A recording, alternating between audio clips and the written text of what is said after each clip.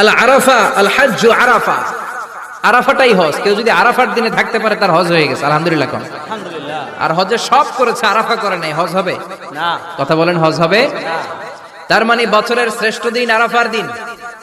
এদিন আল্লাহ এত সংখ্যক বান্দাকে একসাথে ক্ষমার ঘোষণা দেন, বছরের কোন দিন এত মানুষকে ক্ষমা করেন না।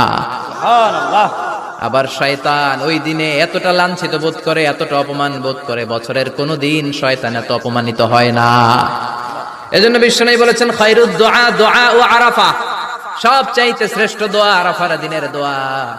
বিশ্বনবী বলেন আরাফার দিনে একটা দোয়া আমি করি, আমার আগে সব নবীরা এই দোয়াটা করতেন। দোয়াটা হলো লা ইলাহা ইল্লাল্লাহ ওয়াহদাহু লা শারীকা লাহ লাহুল মুলকু ওয়া লাহুল হামদু ওয়া হুয়া আলা কুল্লি শাইইন কাদির। সুবহানাল্লাহ পড়েন, সুবহানাল্লাহ। মুখস্থ আছে না দোয়াটা? এটা পড়বেন। বিশ্বনবী আরাফার ময়দানে এই দোয়াটা পড়তেন।